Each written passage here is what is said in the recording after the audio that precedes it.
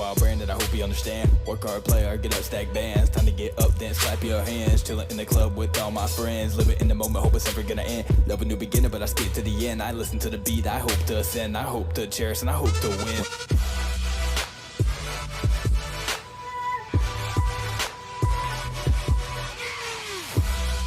We are live for another WorthWhile Spotlight. I'm happy to introduce our guest, Blair Garner. What's up, my friend? Good, how are you? Hanging in there. It's Good. been so hot recently, man. I tell you, in Nashville, I don't know about you, but you walk outside, it's like walking into an aquarium. I was going to say oven. It's like Well, because it's hot and it's wet. It's just Oh, nasty. fair. So, yeah, stay inside where the AC is. So thank you for having it cool in here. And then as we just turned the AC off in here, we're like, we got to get sound in here. You had it on until I got here. Exactly. All good. But yeah, so owner of Mule House, Yeah. visionary behind the Mule House. Where's that located, just in case anyone doesn't know? The Mule House is a music and concert venue that we built in Columbia, Tennessee, which a lot of, I'm sure your viewers and listeners know, is called Muletown. So we named the building the Mule House. And it's a former First Baptist church, and it's just a block and a half off the downtown square. Murray County is the county seat. Columbia is the county seat for Murray County. And there's just this hotbed of activity that's going on here, I'm sure you know about. Okay. And so we were lucky enough to buy the former First Baptist Church, 55,500 square feet, and we turned it into a music and concert venue, also built around live streaming. So I feel like pretty it's cool. done. Well, obviously, there's way more growth for it to happen and stuff, but I feel like the impact has probably been what you wanted it to be. Would you agree? Or Well, yes. I think the important thing to remember, though, is that it wouldn't have happened, it wouldn't have hit as hard and as heavy as it has had it not been for the support of this amazing community. I mean, the people that live here, the way they've wrapped themselves around it, I'm so grateful every time we have an event, people come up and they just say thank you. But thank them. I think it also, I remember, because obviously I worked there as well, and it's also been a benefit for me, is just as far as like being able to network, being around people, and just, I guess, being in a music venue like that. But I remember the first show that was there, just talking to people coming up, and they're like, oh, we came down here from Nashville.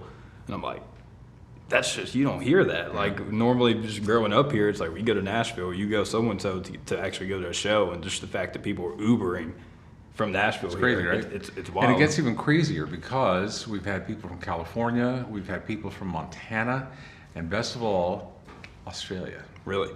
Come just here for an event at the Mule House in Little Columbia, Tennessee, in my new hometown. Wow, that's wild. Did you know them, the people from Australia? No. We got to know them after the show. Just, Wow. Always curious about who's coming to the events because we want to try to refine and make it better and, make the experience deeper and richer for everyone. And so you kind of talk with some of the people who are there and, you find out some folks are from Australia. I mean, it's like, that wasn't part of the plan originally. Yeah. But I'm so grateful. Theoretically worldwide at that point. Well, that's true, thanks to the live streaming aspect of it. Do you know how they heard about it? I think it was from the band. We had a band called, was it Home Free or? No, King and Country, for King and Country. And, they followed the band on the website and they said they're going to be in Tennessee. And for whatever reason with this particular couple, it struck a bell or it rang a chord. What do you say? Rang a bell, struck a chord. There you go. I'm getting it all mixed up. Yeah. But yeah, so they decided they were going to go ahead and fly out and enjoy here in the States and come to our neck of the woods. So it's pretty cool. Nice. Obviously, I want to talk a little bit more about Mule House and stuff, but pre-Mule House, I know you were in the broadcasting industry. What got you into that? First of all, I'm a big believer that, and I don't mean to get all super religious on you or anything, but No. I think spiritually, God will open doors for all of us. And it's for you and it's for me to summon our own courage to believe in ourselves enough to walk through those doors. And my entire professional career has been exactly that. Radio was something I never pursued. My passion in life before I had kids has always been cars. And I bought my first car when I was 11, mowing lawns for $50. I paid J.W. Pinkett in Amarillo, Texas, $50 for a 1964 Dodge. It had a rod knocking. It was not, bought it for 50. I think I sold it for 55. So made a profit. Wow. Yeah. But I mean, for an 11-year-old, that was a big deal. Yeah. But yeah, so I did that, and I've always collected cars. I'd like to work on them, and typically I'll lose money on them, selling them. But it's just this passion that I've always had. So I was a senior in high school, and in my small hometown of Canyon, Texas, in our neighborhood, there was a fella at the end of the street that owned this peacock blue, white porthole roof 1957 Ford Thunderbird that I just thought was great. And at this point, I'd already started my first corporation, and it was a car detailing company. So I had 4 college kids that worked for me, and I was this high school kid who'd go to the local dealerships for cars that had been traded in, and then we would detail them at my house. So, overhead was pretty low, thanks Mom and Dad. And I was the front man. I'd run the cars back and forth, and they would do that. So thankfully, that first step into being an entrepreneur allowed me to buy more cars, and really that's the reason that I did it. So back to the guy with the 57 Ford Thunderbird. I wanted to buy that car from him, and he didn't want to sell it. Talking to him in his driveway about it, he didn't want to sell it. And I was disappointed, but so it was. So I went home. Next day I got home from school, and my mom had left a note on the bar, and it said that he wanted to see me, to come to his office. I'm like, great, he's going to sell me the car, right? So I go and I get my checkbook. I'm all proud. I'm going to have a 57 Thunderbird in no time. I drive up to the address, and it was the local radio station. Like, oh, I didn't know him that. So I walked in. His name was Jack Aldridge. And I said, hey, Jack, good to see you, man. He goes, oh, good to see you, too. I said, you're going to sell me the car, right? And he said, what? I said, well, you told me to come by. He goes, oh, no, that's not why I was calling you. I said, okay. He said, no, I was listening to you talk yesterday when you're in my driveway, and I think that you have a good voice and you should go on the radio. He goes, do me a favor, just come into this room here, which I would later find out was called a production room. It's where you do commercials. And he said, read this for me. Put me in front of a microphone, hit play and record on the tape, reel to reel. And I read this commercial for a Mexican food place. And he goes, hold on a second. And he goes out and he gets the guy, comes back in and says, this is Tony Mathis, our program director. This is the kid I was telling you about. And he hits play. And Tony's listening to it, and he's like, wow. I'm like, guys, what? He goes, no, we really think you should give this a shot. He said, do me a favor. I said, I had no interest in it. He said, do me a favor, just do this one Sunday night, 6 to midnight shift and see what you think. So I went in there, they told me nothing about what to do except for, here's where you put the the album, here's how you hit play, and here's how you turn up the volume, and that was it. So I went in and I did it. And at the time, I was a senior in high school, I was always that kid that, I was the good kid. I was honor society. I refused to let the football players cheat off my tests, which they wanted to, and so it made me very unpopular with them, and they picked on me a lot. I was really pretty bullied in high school. And so I went to school after this one Sunday shift, and all of a sudden these kids that had been picking on me in school were like, hey man, was that you on the radio yesterday? I was like, yeah. He goes, that was kind of cool. Well, thank you. All of a sudden I felt really good. And so from that one shift, they offered me 6 to midnight. And the only reason I did it was because it was a solid salary that I could then go in and buy new cars. So I went and bought a new Corvette. I bought a new Audi. It's the only reason I did it. And 3 months later, I was, of course, Canyon was market, or Amarillo was market 185 or something like that at the time. 3 months later, I got a job offer in Dallas, Texas, which was market number 9. So I thought, well, yeah. So I did that. And anyway, it kind of progressed on like that. Everything I've ever done has always been God opening these doors, challenging me. Do you have the courage? Do you believe enough in yourself to make this dream come true? And I've always been a big proponent in saying that whatever your dream is, as long as you will marry action to that, you can make it happen. See, I was just gonna say, like, hearing that story, like, there's a connection between that blue Thunderbird and the desire to want it, that which made you, work towards it, and then unexpected door opens that you had no idea about. So it's like, I feel like there's like concept there of the desire aspect. Yeah, and over the course of time, of course, as an 18-year-old, I didn't really have the full capacity to understand exactly what was happening. Then I was more focused on the material gain. I was focused on getting that car. But, with the gift of time and with the gift of wisdom that comes with that time, you begin to understand really and truly why your passion matters. That it's not necessarily about a car. It's really about expressing something you know deep down inside of yourself. Let me share with you the 2 life lessons that my parents gave me and my brothers, and it served us all really well.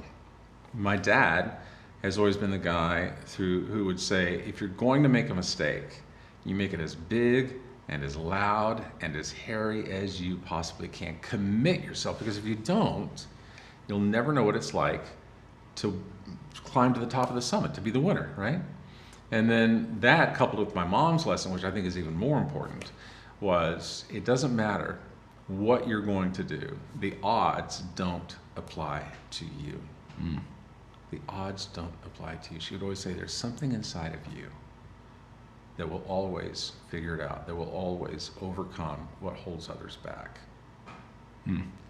That's really powerful. When you realize that what you need is inside of yourself, and it's not in another person, it's not in another thing, it's all in you. It's just up, the challenge really is up to you. Yeah. Will you do it? When did you, obviously you said you didn't really understand those concepts at that time frame Right. when it was happening. When did that start clicking when you started looking back? Like, Well, when I started making some good money and I realized that I wasn't happier. I was actually less happy in a way.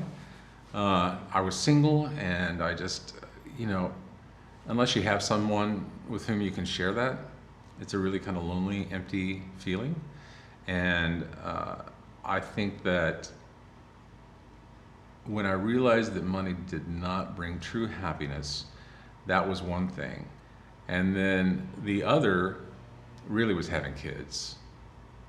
Because when you have your own kids, it causes you to think about like how you were raised. And, there are going to be some things that your parents taught you that you want to then, put into your raising of your own kids. And there may be some other things that you don't want to do. But that's really when I sat down and kind of distilled down those life lessons from each of my parents. And that became really, really crucial with me and my own kids. So now, it's I've distilled it to my kids as this. You can do anything in life that you choose as long as you do 2 things: work hard and be kind. I mean, yeah. They'll repeat that immedially to you. Yeah. Because they've been here, since they their were entire kids. life, yeah. That and my daughter, I always told her, I said, you know what, as you go through life, there is no one, thinking about some man, I said, you can find satisfaction in and of yourself, inside. You don't need it from another person. You don't need it from a thing. It's all inside of you. And that alone too, like you can't give your best version of yourself to somebody or to share the happiness or whatever it may be unless you're fulfilled inside That's already. right. I think there's a couple people I know in my life that like their mindset is like, I need a significant other to be complete. And if you keep striving for that, then you're missing the point. You're never looking internally. Yeah. When During those single days, I almost looked at myself as a victim in a way. It's like, look at what I've done. Look at these things that I have. Why doesn't somebody want to, I was going about it all wrong. You want someone to fall in love with your heart. You want someone to fall in love with who you are as a person. Not that you have this car or that you have this house or any track of those record things. or whatever it may be. In fact, if someone is attracted to you for those things, It's not good. Run. Yeah, it's not good. Yeah. Because they're probably lacking that internal connection themselves. So then that's going to make the chemistry just won't be there. Well, it's all selfishly motivated as well. It's kind of like, Fair. what can you do for me? Yeah. You don't want to surround yourself with people like that. No. So how long were you in the broadcast time frame? Like, what was that like? Well, so I started my senior in high school, and I guess it's been like 30 years, maybe 35. I bet it's taken you though, like to places and things that you at that time frame had no idea were going to unfold. The weirdest thing is, okay, so I started, the car company was when I was 15, but then in 1993, I had been working in New York City for ABC, and my boss there, whom I now just respect tremendously. I always respected them, but I now feel as if he's a mentor and also a friend. But at that time, I would later find out that he was going through some addiction issues and was an extraordinarily difficult person for whom to work. And I was in the middle of a 3-year contract in New York, and it was not made to be. to get out of. But after several months of working, 9 months of working for this man, I found myself becoming bitter and really kind of challenging my core values of what I would and would not accept for myself. And it's kind of one of those either put up or shut up deals. So I went to dinner with his boss, also my former direct boss, and I said, look, this is just not working. And he said, well, so-and-so, this person's name, doesn't feel as if they understand you. And I said, you know why he doesn't understand me? Because the things that motivate me in life are truth, integrity, honesty, the golden rule. Those are my values, and to him, those are concepts. And I don't even think they are ones that he understands. He said, do me a favor, just give me 3 months. Mark it on your calendar, 3 months. We're working with him, things are gonna get better. And if at the end of 3 months you still want out of your deal, you can do it. So man, I went home and I marked on my calendar exactly what that day was. And I marched into the corner office with all the windows there, and I said, today's the day. He said, what? I said, no, you said 3 months. Today is 3 months. I want out. He said, are you kidding? I said, no. I said, I just need you to be a man of your word. Let me out of my contract. Did he remember telling you, oh, yeah. give it 3 months? Yeah. Okay. Yeah. Good. And so he did, and I gave my 2 weeks. And man, I decided I was going to do it right. I had a limousine waiting for me at the end of that show that day, and it took me to the airport. And I flew home to my town of Canyon, Texas, where I'd had a car in storage, one that I'd driven in college, and I drove it out to LA. The interesting thing was, because I was still in the midst of that 3-year contract, during that time, knowing that I was going to depart, I couldn't enter into any negotiations with any other prospective employer because they then would be sued for tampering with my contract. And you don't want to get into a lawsuit with ABC. So, I was I adhered to that and didn't do anything. So flew home, got in this car that hadn't been driven in 3 years, whatever it was, and drove to LA. So to go from the afternoon drive show in New York City. Cross country. There was cross country, but the thing was, where could I go that it wouldn't be seen as a step back? Because New York City was the #1 market. The shift that I had, I was one of the top 10 most listened to DJs in America. And it's like, I don't want to be seen as if I'm taking a back step. At best, it needed to be a lateral move. I mean, at a minimum, lateral move. So there was one station in America that would fulfill that need, and that was KISS FM in LA. Greg Dees was the morning guy at the time, and I happened to have a previous friendship with the guy who was the program director. So I drove into LA, and I called the number there for KISS, a man named Jeff Wyatt, who I think the world of, and he said, what are you doing? I said, I'm here in LA. He said, oh, it's awesome, man. You here to visit? And I said, no. He said, I'm here to live. He goes, you're moving here? I said, yeah. He said, do you have a job? I said, nope. Why don't you come in? Let's sign papers. And later that afternoon, first day in LA, I went in and I signed the papers, and I became the afternoon drive guy for KISS in LA. So that was pretty remarkable that I was able to, again, jump off that cliff with the belief that God will provide. And he really did. And the beauty of that difficult time, having worked for this difficult person, was I walked away from that knowing that I was at a fork in the road. Am I going to go down the path of being the victim who feels as if life is unfair? Why did this guy come in and ruin all my best made plans? That's one route you can go, but that's not a very positive route. In fact, it's a very destructive route. It's negative, yeah. It is. The other route is take that emotion, take that and let it become a fuel for you. I'd like to say, I've mentioned it a couple of times on previous podcasts, but there's two perspectives you can have in anything in life, and it's something happened for you or happened to you. Yeah. And it's just what you just said in a different terms, but like you could take what that happened and like the negative that came from it and flip that into that happened for me, now I'm going here, it's the next step. Right. Or you, like you said, you could have went home and you could have like not done anything in radio the rest of your life. Right. And that for me, the thing was, the experience was so difficult and so challenging. Was it a self-reflective period? Or was it It was a reminder of the importance of standing up for yourself. recognizing your own value. Self-worth. Your own self-worth, yeah, that I was worthwhile. And so what I did was I took the positive, the productive route, and I used all of that energy to say, I don't want to be in a situation where I have to work for anyone else again. And it took me 2 years, but I wrote the business plan for an idea that I had, and it was for a show that I launched as my own company again. It's called After Midnight.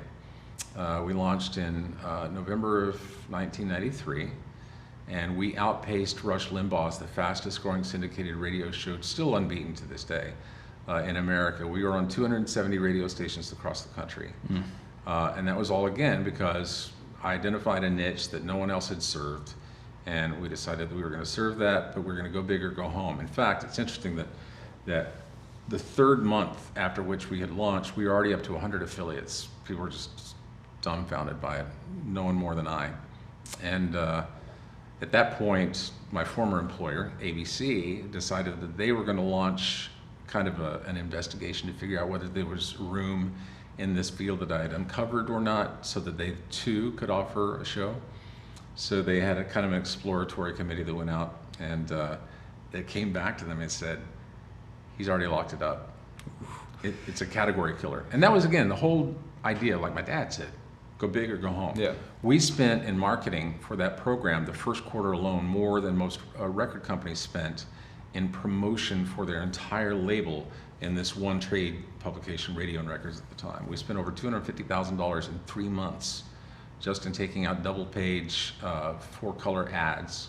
And where do you get money like that? Well, again, it was writing the business plan, and then pounding the streets, and then securing the venture capital on your own. So 2 doctors at Cedars-Sinai underwrote the business plan, and it took us $1.2 million to launch. And we were right at $750,000 when a company came and made an offer for us of $900,000, so it would have been $150,000 profit. We're like, nah, we want $1 million. They said, oh, no, too bad. So that's all right. Again, we kind of knew what our worth was. Yeah. Waited 2 more years. Same company ended up buying us for $9.2 million.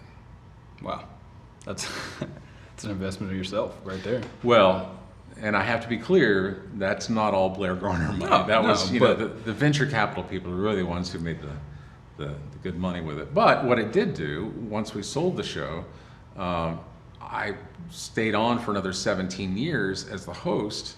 And I mean, that was a good salary, and I didn't have the worries about management, all that other kind of stuff. But yeah. What was the light bulb moment when you were creating the business plan with it? Like, did you there's a niche here? So, sorry, it's a little convoluted to say. No, yeah. In radio, everything you hear on the radio is broken into different day parts. You have the morning show, midday show, afternoons, evenings, but then there's also the overnight programming. Now, this is not the sexy time of day to be on the air. And for the program directors, they're the ones responsible for staffing all of those different day parts. And typically the jocks that would go on overnight, those were the ones who were young in the game. They would refine their talents, and of course they then would want to be on the morning show, or they'd want to do the afternoon show. They want to step up their own career. So this overnight day part became a revolving door for the program directors. And if there were no one available to take that shift, who do you think gets to go in and do it? It's the program director, the decision maker. So I thought, well, this is a problem. We identified the problem. Now, what is the solution? And is there enough there? So did a lot of market research and concluded, solid conclusion, that the size of a daytime audience for a radio station compared to the size of a overnight listenership, it's about 30% for overnights what it would be in the afternoons. Not an impressive number in and of itself. But my theory was, if I take that 30% of Phoenix and I add that to the 30% of Milwaukee and the 30% of Detroit and Los Angeles and New York City and on and on and on, then you have for yourself a huge network of listeners that had never before been identified. And it was really interesting too, because a lot of people said, why, he's doing afternoons in New York and LA, why would this guy want to do an overnight show? And we were kind of playing it close to the vest at the time that it was my idea and that, you know, I had a stake in it. But we kind of had to let that out there so it would give people a certain level of comfort that they could then let us take over that day part, knowing that it wasn't going to be another revolving door thing. Fair. So 20 years in total. You know, we had 2.8 million listeners at any given moment for an overnight day part. That's impressive. You know, we were the only game in town, and so again, we were a category killer because we, you know, I believe strongly that you got to be the firstest with the mostest. And you identified that market. You kind of created. Yeah, you know, market and that was the moment of gratification. Really, I think was that then other people were like, this was right in front of us the whole time. Yeah. How did we not see this? But it was the fuel from that negative experience in New York that led to all of that. That would have never happened. No. If you, It never would have happened had I not been knocking on Jack Aldridge's, you know, trying to buy that 57 Thunderbird. Fair. This color, kind of. That was that like a Tiffany blue, you'd say? Yeah, boy, I wouldn't have been quite that specific. But look at you must be shopping in the high dollar stores, Tiffany blue. Either that or you have a girlfriend that's a little demanding. I'm single, I'm good. No, it was a little bit darker blue than this, but kind of you get the idea. Nice. You were saying earlier you're like pillars of truth, integrity, and a golden rule. What's the golden rule, if you don't mind sharing that? Yeah, treat others the way that you would want to be treated. It's what we learned in church every Sunday as a kid growing up. You think that a lot of people don't do that? Majority of people? I wouldn't say the majority. That would be kind of a wide swath. But I will say that a lot of people fall into the temptation of always doing what is to their immediate benefit. And I believe that with respect to the golden rule in today's business, you earn your character by doing the right thing. And that means doing the right thing even when it's not to your advantage. You know, because it may be a short-term loss on your end, but in the long term, you've actually invested in the value of your last name. I told the kids, you know, the biggest thing I'll ever have to leave you is not a house or a car or anything. It's really the value of your last name. It takes years to build up that reputation, and one moment of short-sighted selfishness can lose everything. Yeah. So I think that doing the right thing when no one is looking. I'm always inspired by people who do things for charity and never allow their name to be seen. The anonymous approach. I have a good friend who's one of the biggest selling artists of all time. And I mean of all time. Music artist? Or let's just say artist. Okay. But could walk into any building in America, in the world actually, and people know who this is. This person has done more things to help others, but it's always been, and I only, you know, 'cause I'm kind of on the inside with this person, it's always been, as long as you don't say, my name is never to be attached to this. Now see, to me, this person is not doing it for any kind of self-serving reasons. It's simply wanting to give back. It's simply wanting to do the right thing.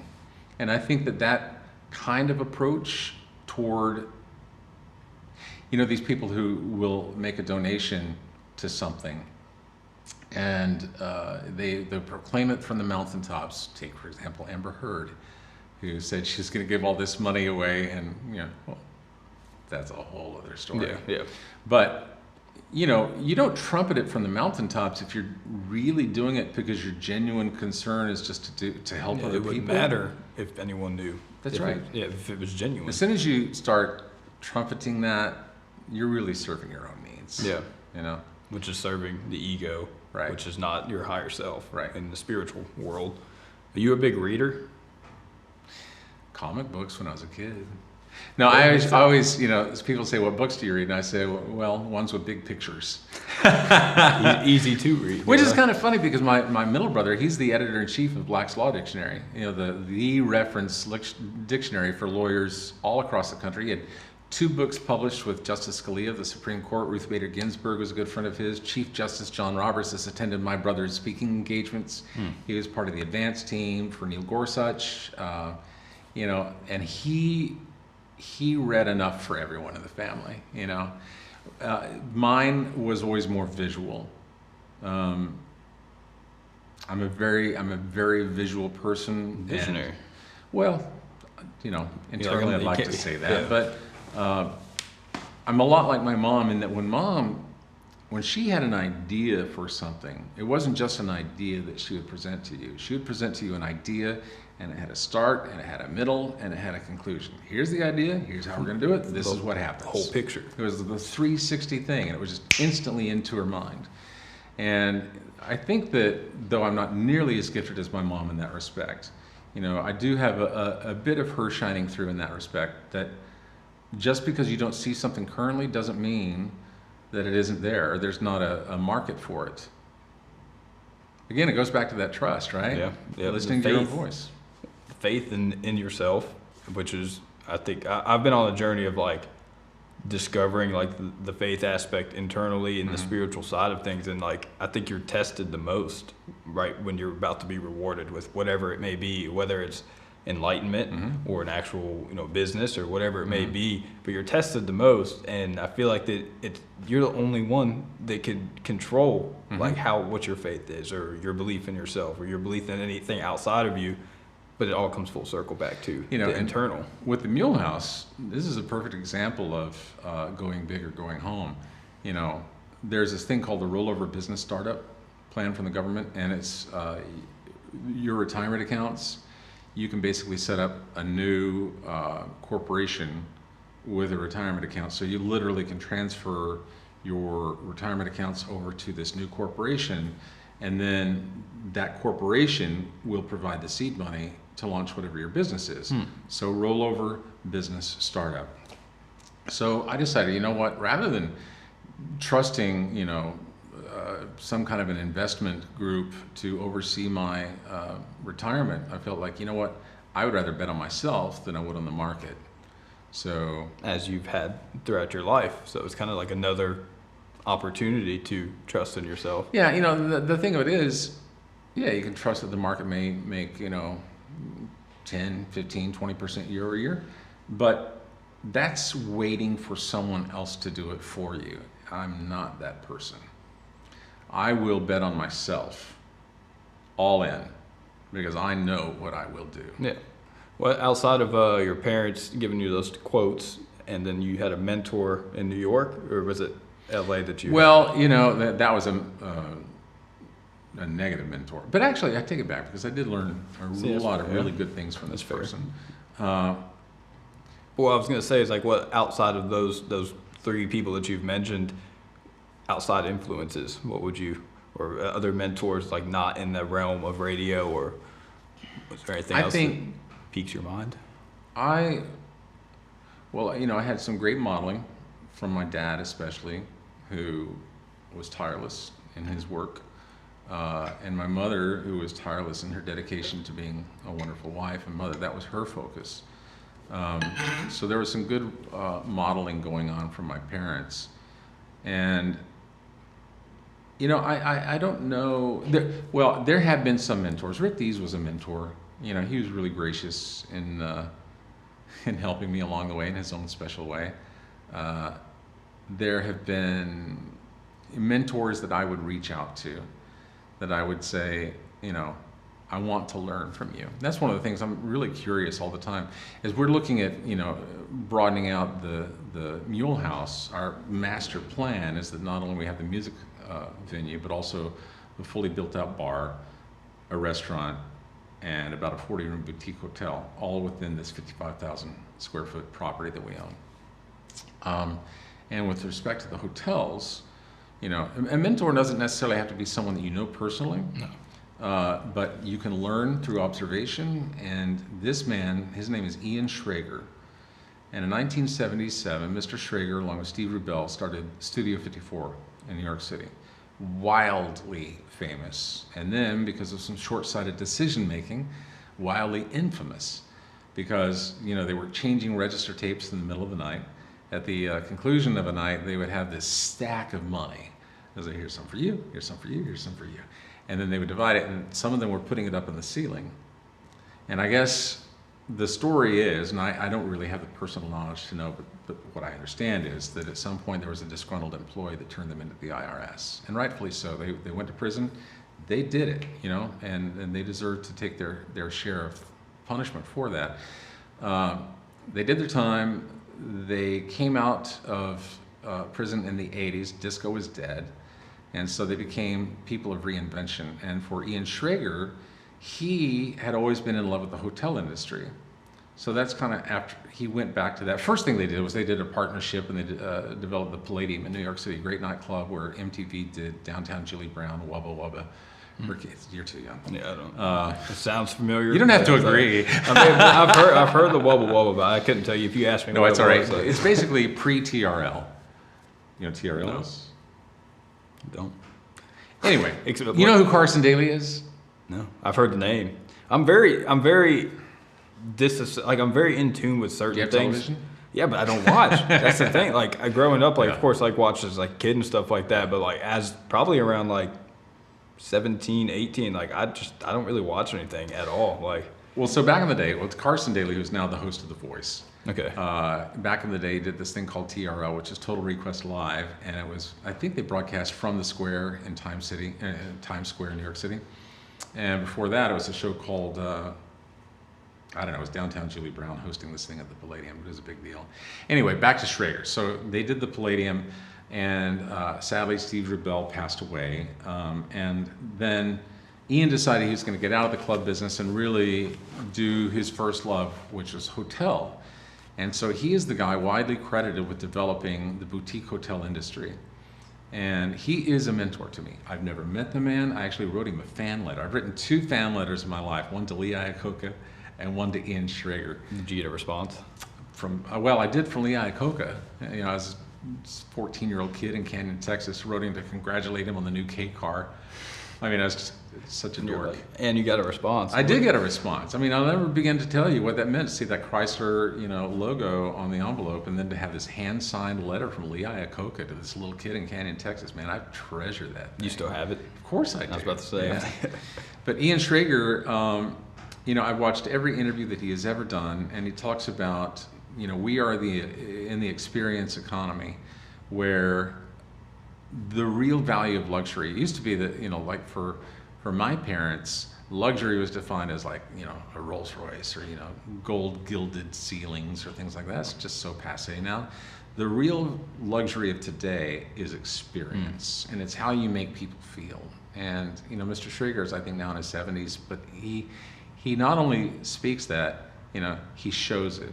Actions are far louder than his words. And he says in these interviews that I've watched, it doesn't matter whether he's doing a property for Shanghai or for Miami or for Kansas City, as long as when a guest walks into his property, they look around and they're like, wow.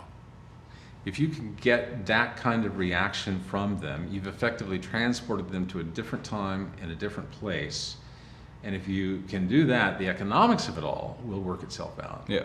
And that's proving to be true here in Columbia. I mean, we went all in. There's no reason on God's green earth that we should have invested the amount of money that we have in a town that had really no previous history for being a music hub in that sense. Yeah. But again, believe in the dream, field of dreams. If you build it, they will come. That married with this idea of Ian Schrager.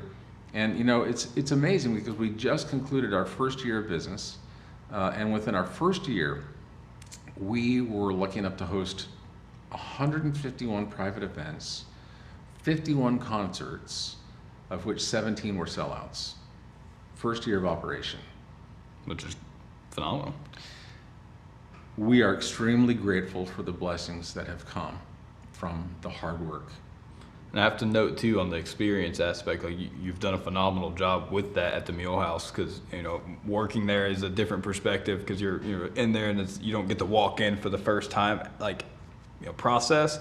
Because I was there before it opened, in that aspect. But after the first or second week of working there was a songwriters night that I wanted to go to just to experience not as a guest. Yeah. And so I remember before walking in and knowing that that's what your mindset was behind it. I really took a couple deep breaths and I was like, I want to walk in I've never been here before. And you're transported. Well, like you said, you're that's the goal. It's a different spot. Where else are you going to go like that in Columbia or anywhere around? It's funny. The people did the sound and lighting for the building are Clare Brothers, are phenomenal. They did Radio City Music Hall. They did the Franklin Theater here. They did the new Bluegrass Museum. I mean, these are Garth's people, right? And my friend John McBride, who's Martina's husband, set me up with them. And again, kind of God's plan. Turns out that the head of that would oversee the project lives here in Columbia, just a few blocks away from the Mule House.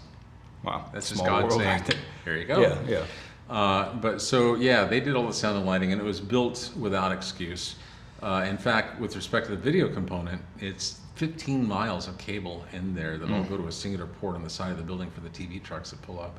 But because we built it that way, we can now lay claim to the fact that over the course of the past year, that first year of operation, when Jimmy Fallon on the Tonight Show said, "Ladies and gentlemen, the Pistolantes," they cut to Miranda, Angelina, and Ashley on our stage in Columbia, Tennessee, performing their single at the Mule House. See, that right there is just like mind-blowing. It's amazing. And then we got a call from Apple TV.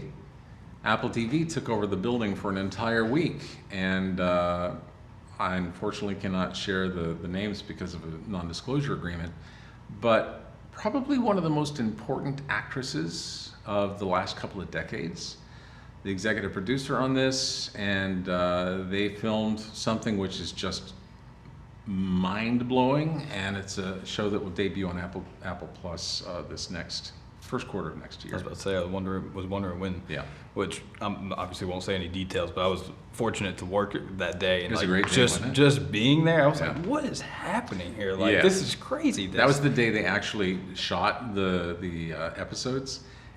You know, and it's so funny. The community was like, "Why are all these trailers and stuff in the back of the?" You know, because there were star trailers, their makeup, and all that kind of stuff. food, everything. Yeah. But you know, again, all that it's validation for the fact that If you build it, if you they will build come. it, they will come. Yeah. There's a question I like to ask. I have with all the guests on here is if you can go back to a time frame in your life, any specific age. Doesn't I guess it could be a roundabout, but if you can give yourself advice, what age and what would you tell yourself? I would go back to, well, there would be one point I'd go back and say, don't marry them. Be careful. Who's that had a song said, this person should come with a warning label.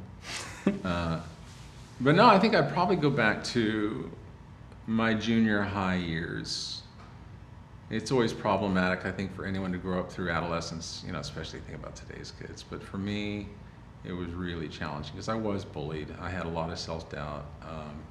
I, though consciously didn't recognize it, you know, I'm gay, and I didn't know it then, but clearly I think some other kids in school did, and I was just I can't even tell you. But I would go back to that kid, and I would say, this doesn't matter. It doesn't define you.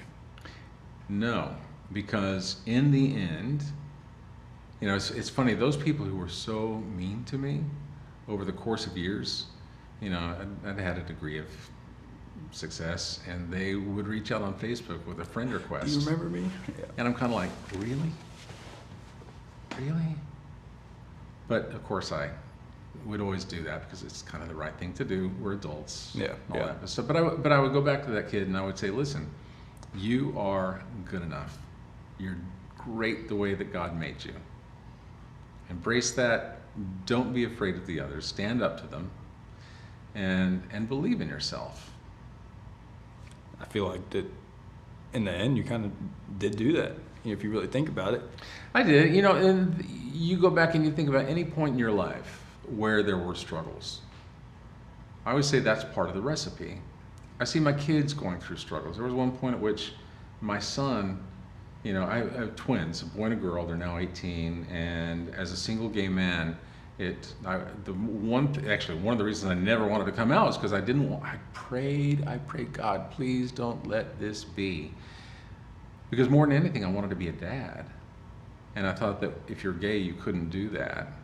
But what I finally realized was that I could do that, even though I was single and was gay, and that was thanks to the gift of in vitro fertilization, an egg donor and a surrogate. So two very special people coming together, you know, to help me on my road to becoming a parent. And actually, it was a lot more than that. We had 5.5 years of trying, 3 surrogates, 5 egg donors, 5 embryo transfers. The highs, the lows, all on my shoulders, no one with whom to share that.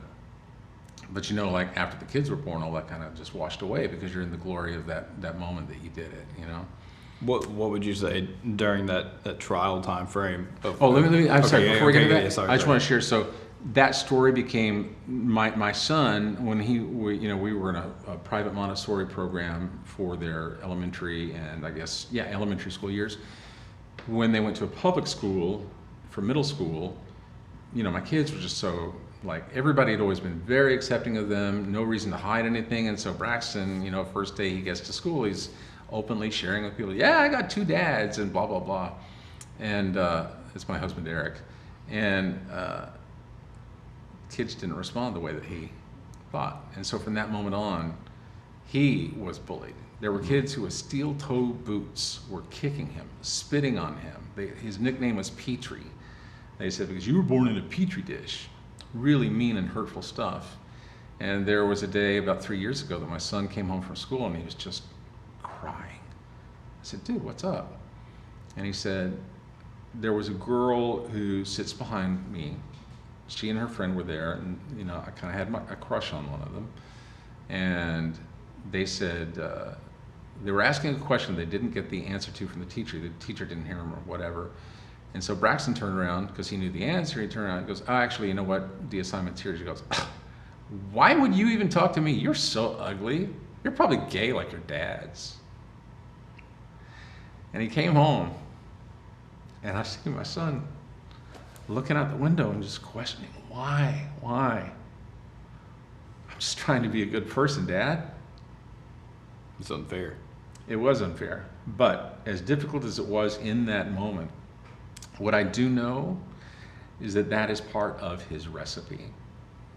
Because of that experience, he then, throughout his adult life, is going to know firsthand what it is like to feel marginalized, what it is like to have other people pick on you because of something of which you have no control. It's sad, isn't it, that people look for reasons to point out why you're not like me, rather than to think about, we have so much more in common. And we're all on our own paths. Yeah. It's like with the kids too, Eric and I, we forget that we're gay. I literally forget that I'm gay. We'll go out in public and don't even think about it, We are just doing our best to raise 2 intelligent, self-confident, complete people with good hearts who will make a good, lasting, positive impact on our community, on our world. That's really it. I think you're doing a phenomenal job. I mean, I've worked with them, several times, just being there, and they're both good kids, right? Their personalities are they're who they are. They're confident. Yeah, they're who they are, and that's really, I guess, in the end, what you would want them to be. Be you. And they're so independent. Oops. They're so independent. Sometimes I almost get a little frustrated with that because as the dad, you kind of want to be needed. And, like my son last night, he goes, here are the new tires that I'm buying for my car. I'm like, dude, I've owned over 300 cars over the course of my lifetime. I know this stuff. Why don't you ask me? Yeah. So I said, send me the link to these tires and I'll look it up. So I went and looked it up. He found the right tires. He found the best price. He didn't need me. Did a part of you wish it was off so you can be like, oh, you should do these? Well, I did find one seller who was $5 less per tire, so I saved him $20. Hey, that goes distance. Yeah. It's a thought process that maybe next time he's looking for something, let me double check and look for something else. Yeah, and I'm really proud of him, man. He's both of my kids are just phenomenal. Ava's going off to Arizona State this next fall. Braxton's going to be at UT in Knoxville, and they've done things which I actually found out something that my son had done recently that he hadn't shared with me yet.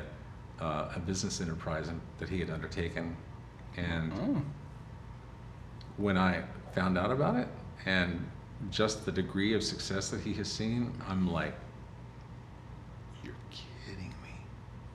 I'm eager for him to share it with me so then I can really learn more about it. Well, or just give him the kind of pat on the back that he deserves. Yeah. That's awesome. No, I love both of them. Honestly, every time I've worked, I'm like, Braxton, like, I just love, like, spending time He with thinks him. the world of you. Really? He really does. And by the way, I want everyone who's watching and listening to this just to understand what a gift you are.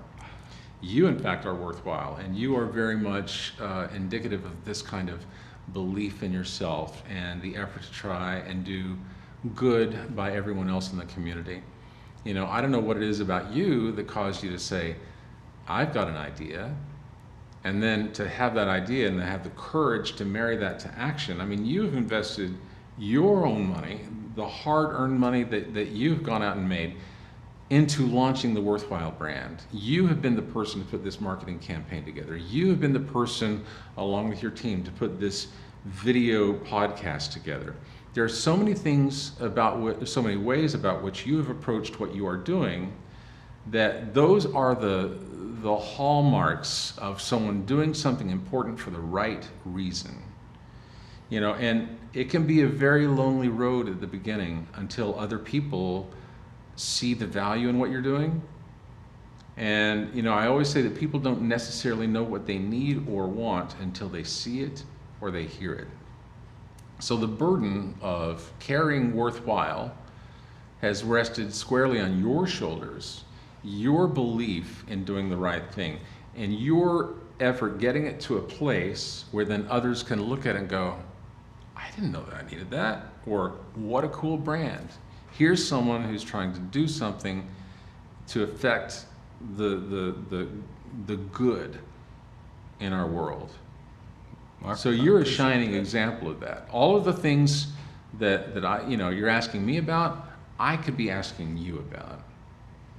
Because I see it from an armchair perspective, and what the world sees of Tyler is something that you may forget about on your own. Just as I forget that we're a gay family, you probably forget just what amazing, you know, steps you have taken to making your dream come true. Thank you, for real. And it's hard sometimes. Well, it's important because you have to stand back for a moment and take stock of the fact that, look at what I've done. You know, not to pat yourself on the back, but just to be aware, to understand that you're on the right path, and that then can become the fuel to take you to your next level. I do want to touch on, like, the lonely aspect, because, like, it takes a level of commitment that, like, this is what I'm going to do. And, like, I made that decision. Like, there was a relationship I was in a relationship for 3.5 years, and, like, I don't date people like that. Like, someone has to really catch my eye, and, like, I'm mission driven. Like, if you don't mix in with what I'm doing, then I'm not gonna, like, spend my time on that. But I went through this breakup, and it really, the decision really stemmed from, I can't be in a relationship and focus on growing this brand and grow the ways I need to grow. So I made this decision based off of the brand. And, like, at first, you know, I was like, all right, this is what needs to happen. But then I started really thinking, I'm like, how many decisions have I made thus far based off the brand versus what I want? And then that really just, like, I don't even know who I am. But I'm pushing a brand that's about being yourself, and I just started bartending at Southern Tray. I got to put a smile on all the time, like, make people happy, which is cool. But, like, internally, I was depressed. I had no idea who I was, and I'm trying to preach this message, and it really, even getting into, like, they say the money's the root of all evil. Like, that, I now understand the concept of money, and it's a tool, and it's really just shines light on who you really are. But, like, at that time frame, I'm like, I'm growing a business that you're supposed to make money with. And, yeah, see, to me, you're not doing it for the monetary gain. You're doing it for something far deeper than that. And, you know, as far as the loneliness is concerned, during the 2 years that I was in LA after having gone through all this stuff in New York, that I lived in an apartment complex with Mario Lopez and Leah Remini, and we had this gang that Tiffany Amber Thiessen. It was in Burbank, California. There were a lot of younger hopefuls that lived in the building. Now, my world, of course, was concerned with radio, but these others were aspiring actors. And it was a really good time, but there were so many nights, because we did everything together. There were so many nights that, hey, we're going to go play volleyball or something down at the gym. Do you want to go?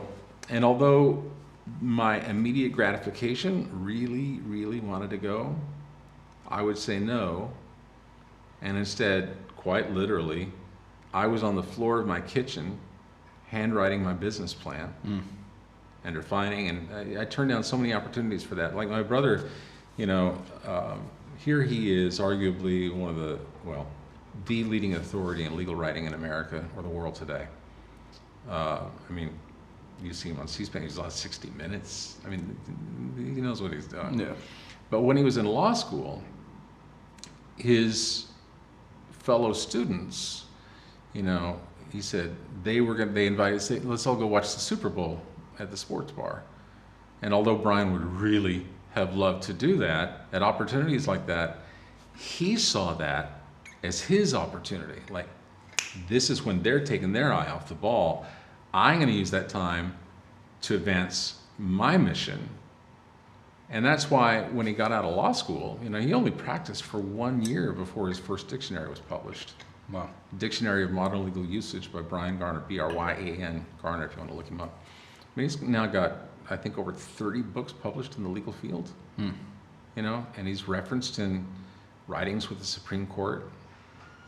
So he took that time. It's funny, it popped in my head with, like you said, people were going to watch the Super Bowl and they're taking their eye off the ball. Ironically, they're going to watch. And it's a different ball. Yeah. They're watching somebody else's ball. Yeah. You know, and it's like what you said, those moments where you have to have the conviction of saying no to other opportunities because you have a greater mission, that's what I'm talking about, the loneliness. Yeah. You know, are you familiar with the second marshmallow? No. Is it a book or is it a No, analogy? it was actually a study that was done many years ago, and I think they did it primarily with 3- and 4-year-old kids, who they would put him in a room just like this, and there was a table between us and the interviewer or whatever, just talk to them and kind of get them at ease. Oh, you know what I got for you? I got something very special. He was like, and they would reach out and they'd get one of those big Stay Puft marshmallows, and they'd put it in front of them. So, well, hold on a second. I have a challenge for you. You can eat this marshmallow right now. It's going to taste so good. You're going to love it. You can have it right now. But I'm going to leave the room. And if you can wait for 10 more minutes, I'm going to give you 2 marshmallows. So eat the one that you want now, or hold back, wait for the second marshmallow, and then you'll get 2. And there's a really good lesson in there. And I often talk to my kids about the second marshmallow. It's like that first marshmallow is the one that wants to go watch the Super Bowl. It's the one that wants to go play volleyball with my friends. Immediate gratification. Yeah. That's right. But if you have a greater goal, you can wait for that second marshmallow. And then all the kids who ate their first one, like, well, you got 2. It's like, well, I was patient. I made my decision. Yeah. I honestly, when you started telling that story, I thought you literally were saying that you had something for me. I was like, oh, what's he? Oh, no. I was like, That's just great acting. Yeah, No. but I was engulfed. I was like, But what's you know he what I mean? have? That's the whole deal. You have to, and as an adult, you know, the things that you go through as a kid, the struggles that people go through in their lives. You know, it's so funny. You see people who say like, well, I'm going to move because, or I'm going to get a divorce because. And what they don't realize is that a lot of those issues are within them. So when they move or they find a new relationship or whatever, It arises it's the again. same old thing. You got to do the work internally. Would you advice would you give to someone that is not familiar with the realm of internal work? Well, again, it goes back to making a choice. I think before we dive into that, that's one of the biggest things that with WorthWhile, like I've spoken at a school, E.A. Cox Middle School for their anti-bullying campaign. Right. And the biggest thing, I'm talking to younger kids. I'm like, I don't know exactly what I want to deliver, but the end of it was, looking back on myself, I'm like, it's the choice. I don't think people really realize that the choice is yours, like that you can make a choice. And I think that's huge. I think that it's funny, I've actually been kind of writing a book around this very loosely, but it's called Staying in the Game. And, you know, you think about roadblocks, you think about times of struggle. Every single person on this planet, Warren Buffett, Bill Gates, if they are your motivators, or, you know, you could even go back to, if it's more of a spiritual leader, Gandhi or whomever. within their journey, they've all had setbacks and effectively been knocked down. And I think that when life knocks you down and you're on that mat, this is where you decide who you are.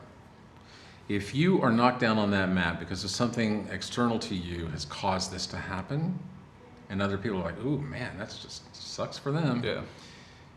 The decision is yours. You can let that moment of being knocked down define you, or you can say, this will not define me. What will define me is the fact that I summoned the courage to get back up and to show what I know I can do. And that moves mountains. It does move mountains. And you know, from that moment, that loss, that setback will not define you. No. I was actually reading something literally this morning about that very thing. Every successful person on this planet, part of that journey is always when something doesn't work. The person who understands that, you know, all that is just a challenge to get back up, the person who understands that it's within their control, those are the people you never think about. Like I'll talk about Leah Remini, my friend who, you know, she was, when we met, she was on Saved by the Bell and then later did King of Queens, and you know, now this the Scientology thing, which she's wrapped up. There's an interesting story there. But you know, you think about Leah and I don't even know how to put it. She had so many failed pilots for sitcoms. There was one that she had done with Charles Durning. There was one, something about, like, there were these models that all lived together. You know, she had done a number of different pilots for a number of different potential series, which just failed miserably. And you know, how did she pick herself back up? How did she keep going to auditions? How did she keep having meetings? You know, because she stayed with it, eventually she and Kevin James, you know, did their thing. Huge star, huge success, because she stayed in it. The test of faith aspect. Test of faith, and just saying, you know what, no, that's not going to define me. The fact that I did something that had so much promise with Charles Durning and these other things, I think it was Paper Doll, no, that's Morgan. Anyway, but she said, no, because I'm in it, and my day will come. And I think that's one of the things that I always taught myself was, there was a point at which, you know, I remember being successful with the syndicated radio show and people talking about doing television and stuff like that. I was heavy. And I knew that in the back of my mind, what I needed to do was I needed to be ready for that moment when it came. You know, you prepare, you put yourself in a place, you know, you create luck. Manifestation. Mm-hmm. You meditate? Not like I should. But you have before. I have. You know, I think that mindfulness. Same concept. Yeah. Is really important. Being aware of your thoughts. Being aware. Yeah, you know, that's the interesting thing. There was a very critical voice back in the late 70s when I was growing up that, you know, would always kind of poo-poo an idea or just say, it's not going to work. You can't do that. And that's my big mission in life, Tyler, is to tell people that whatever dreams you may have put to bed long ago because someone said, you're not good enough, that'll never work, that can't happen. What all of those people don't know is what you alone do know about what is inside of you. And all you have to do, those dreams did not die. They may have just been put aside for a bit. Put to sleep. Temporarily asleep, yeah. And then you've summoned the action, the courage to put that into action, and then your dreams become alive. And then all of those people who said you can't, it's not good enough, it's a bad idea, those are going to be the ones similar to me who got the Facebook friend requests. Be like, you're so lucky, or no, I worked my ass off. Yeah. I did what other people said they couldn't. Every single thing in life that we have is because someone had a dream. You think about, someone had a dream, to make a container that would hold a hot or cold liquid for an extended amount of time that you could then carry around. They built the Yeti. Someone had the idea that we should be able to capture the video of what you and I are doing right now. So we have Audio too. video gear and audio gear. Someone had an idea. Steve Harvey told a great story one time. He said that, at some point when we were growing up and you're on a phone call and your dog gets loose in the backyard and you try to run out and get the dog, but the cord stuck to the wall is someone said, wouldn't it be great if you could be on a phone where you could literally go out and chase your dog without being tied to the house? Cell phones. Orville and Wilbur Wright thought, wouldn't it be great if we could fly like a bird and get to another place in a far less amount of time, in a much reduced amount of time? We got the airplane. Doesn't matter what you're thinking of. Someone once had that as an idea. And what did they do? They took that idea, they married it to action, and they saw it through. And that's what you and I and every single person on this planet can do.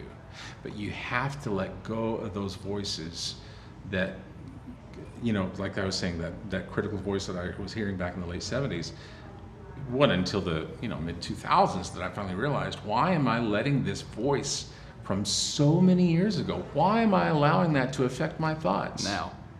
Yeah. First of all, the person didn't have the right to do it back then, but why have I given them the ability to continue permeating my thoughts? And it's tough because you have to actively be self-aware enough to call it out when that happens, and similarly say, no, you can't do that to me. Yeah. And you don't even have to say that to them or that voice. You say that to It's all to yourself, yeah. What you Because allow. again, actions will always be louder than words. That's well said. That's well said. Well, I'd love to give you this gift right here. What? You want to go ahead and open her up? Yeah. Printed last night. I thought it was a good looking. Yeah. That's what. So I asked you those Oh, colors. dude, are you serious? Yeah. I got my own WorthWhile shirt. Printed it last night. Oh my gosh. Wait, what? You have your own printing? I do just stuff at home. Yeah, I do one-of-ones all the time. So you invested a lot of money in your Oh, game. yeah. Look at that. And you said blue and black That's why you asked me my favorite colors? last night. Yeah. That's crazy. So this is literally like a one-off? Yeah, one-of-one, and that's where I made these. They're individualities. So, when the holidays approach, and to everyone whom I've said, believe in yourself, know that you are good enough just the way you are, I can go to, what's the website? They're not on the website. I usually do them word of mouth. Like if someone asks me or they Really? ask about it, and I'll be like, "What's your favorite colors?" And yeah. But if someone is watching, and they think this is the perfect way for me to tell someone that they are worthwhile, where can I send them? So I want to start finding a way on the website that you can have an interactive approach where you can create a shirt in a sense where you pick the Kind of like and then- Adidas was doing with their, or Nike was doing with their shoes. Yeah, where like you pick the ink colors and like the way I print them, I can use those same colors every single time, but it's going to be different. So it was a matter of like I tried doing it on Shopify before where it's like my alternate or my route ended up being you'd have to pick the shirt and then go in the notes and type what color you want. And like as efficiency, people are not going to do that. So I kind of let it go on the side, and I've just kind of always just done it word of mouth wise. I'll bring them to like events and stuff like that, like stuff I printed, but I really like to make them almost like personalized gifts. I mean, that's what you were thinking about. Okay, so I have a challenge for you then. Today is June 26th, Yes. something like that? Yeah.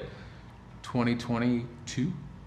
My challenge is for you, within 90 days, to have that function up and running on your website, so that in time for the holidays, people can go and they can order these shirts. Challenge accepted.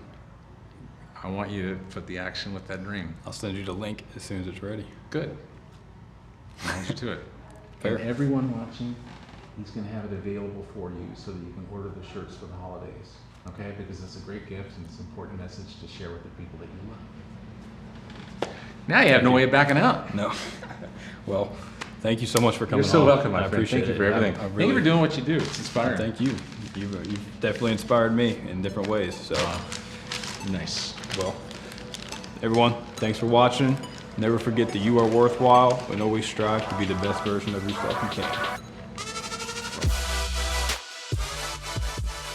Thank you for tuning in to this week's Worthwhile Spotlight.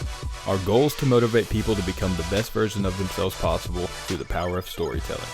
Our stories are written by the things that we experienced growing up, and these experiences, negative and positive, shape who we are and what we stand for. The beautiful thing about your story is that you get to decide how it's told. So as a diamond in the rough of life, hang tight and let your light shine bright.